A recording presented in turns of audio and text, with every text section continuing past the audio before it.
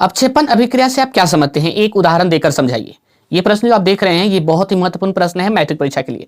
आप लोग इसे अच्छी तरह समझिएगा और वीडियो को लास्ट तक देखिएगा, क्योंकि हम इसका बिल्कुल सटीक आंसर लेकर आए हैं।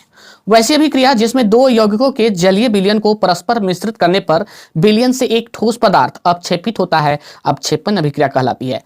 और अपक्षेपित पदार्थ को अपक्षेप कहते हैं। फिर से इसे समझे एक बार हम। वैसी अभिक्रिया जिसमें दो यौगिकों के जलीय विलयन को परस्पर मिश्रित करने पर, यानी दो यौगिकों के जलीय विलयन को परस्पर मिश्रित करने पर, यानी आपस में मिलाने पर विलयन से एक ठोस पदार्थ अपक्षेपित होता है, अपक्षेपण अभिक्रिया कहलाती है। और विलयन से यदि एक ठोस पदार्थ जो है अपक्षेपित हो जाता है तो इसको क्या कहते हैं, अपक्षेपण अभिक्रिया। अपक्षेपित पदार्थ को अपक्षेप कहा जाता है, जो पदार्थ अपक्षेपित होता है उसको अपक्षेप कहा जाता है। ठीक है, इसका उदाहरण लिखेंगे हम। उदाहरण के लिए, जल में बेरियम क्लोराइड एवं सोडियम सल्फेट के विलयन को आपस में मिलाने पर बेरियम सल्फेट का श्वेत अपक्षेप प्राप्त होता है। यानी जल में जो है बेरियम क्लोराइड एवं सोडियम सल्फेट के विलयन को आपस में मिलाने पर, ठीक है, मिलाने पर बेरियम सल्फेट का श्वेत अपक्षेप प्राप्त होता है। जैसे देखिए, यह है बेरियम क्लोराइड और यह है सोडियम सल्फेट। क्या है, सोडियम सल्फेट।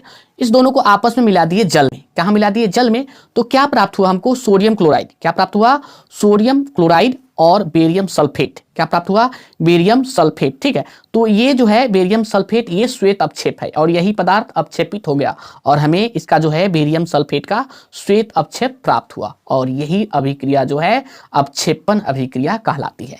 ठीक है, ये जो आप दो देख रहे हैं ये जो है समीकरण को संतुलित करने के लिए डाला गया है। यहाँ दो डालने से सोडियम के दो परमाणु हो गए। ठीक है, और इस पक्ष में भी देखिए सोडियम के दो परमाणु, यानी ये संतुलित हो गया।